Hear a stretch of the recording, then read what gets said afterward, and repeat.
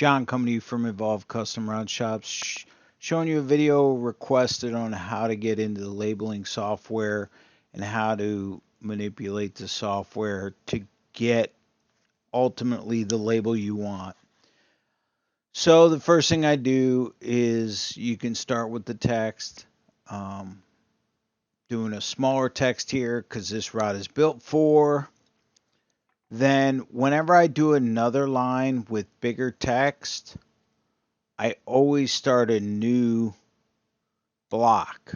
Okay, so these are going to be separated by the font size. They're going to be completely separate on this label. So this rod is built for your name. This is a generic name. Now I got a rod built in for a company, actually a nonprofit, which I look forward to building here shortly, which you guys will see a video on. But once I get everything set in there with the text I want and the font, I'm going to insert a picture. Now the picture I put right on the edge of the label, and it will automatically adjust the label to fit the picture in. If you look, the picture is really grainy. So what I'm going to do is right click on it, and I'm going to go to the properties, and I'm going to go up to the details, and then I'm going to go to approximation. And this is where you're going to get your detail. This is very important to do. You pretty much have to do it on every photo. It's because the way this printer is, it's a DPI printer. It doesn't read things as a picture printer per se. So it's trying to read dots, so you need to approximate that in the image. Okay. Now, here I'm putting in an image of my company logo. Now, if you notice, the company logo's in there. I've approximated it.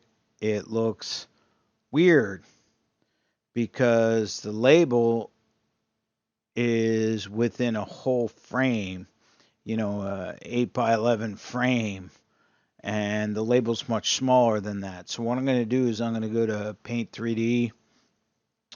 Most computers have some sort of paint. You can start new, but you want to open this file that I've created, which is this. Once I have this, I need to crop this down. It's very important because this is going to mess up your margins on your label and everything. So you need to crop it down to where you need it. Once you've cropped it down, I just went ahead and saved it as the same file. If you want it as a different file, please label it accordingly. But I decided to save it as the same file. Then I'll go in here, I'll delete the original image I added, go back up to image, go back to the one I just created, and now it's going to be in the right size. Go back to properties by right clicking, go to details, go to approximation, and adjust it accordingly. Now, as far as the approximation goes, that's going to be dependent on the detail on the picture. Some pictures will require less, some pictures will require more. Now, let's say we want to do something different. Let's say we want to pull an image off the internet.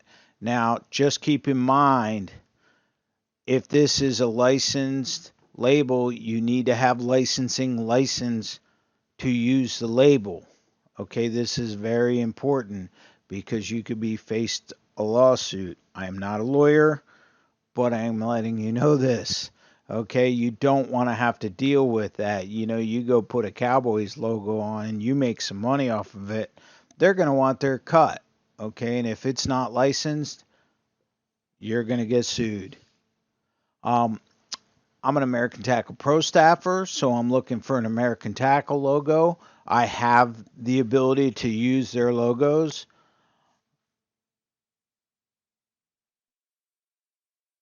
On their website there, it doesn't save it as an image, so I'm going on to Google and I'm going to the Google images, and what I'm looking for is the image that I want. There it is right there. I click on the image. I don't see what I need. I double click on it. It brings me to the website. Okay, I can't get to the image I want here. So I go back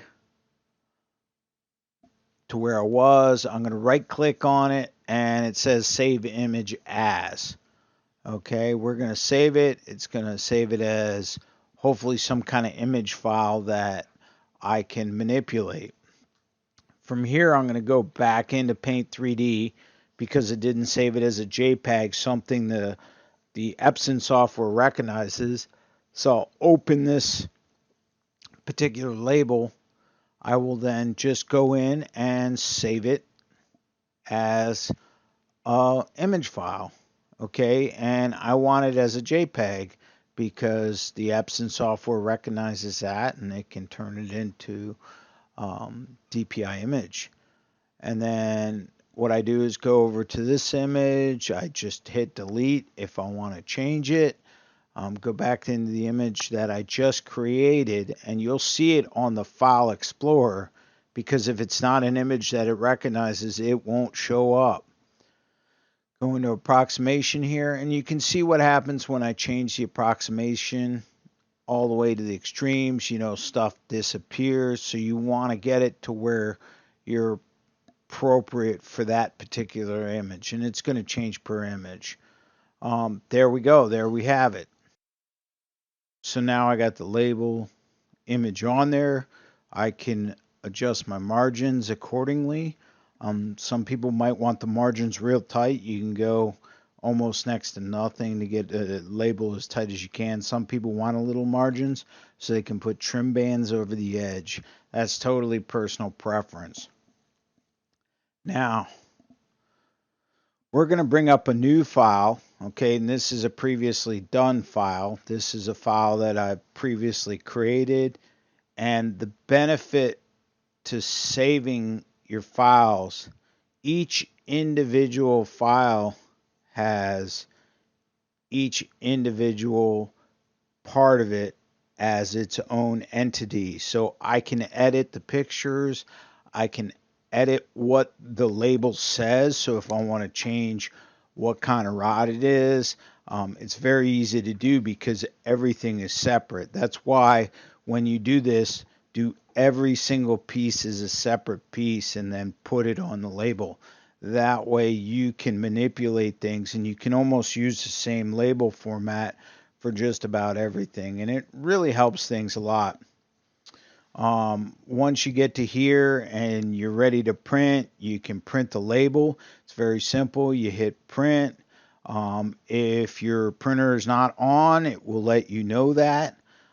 If not, it will let you proceed. It automatically tells you what tape width you have, everything you need to know. Guys, I have videos. I'll put links in the description. I'll also put cards up on here on how to apply the labels and a little bit more about the machine I'll also put up here. Guys, thanks for watching. Please like and subscribe. If you have any questions or have any videos you want to suggest, please let me know. Thanks for watching.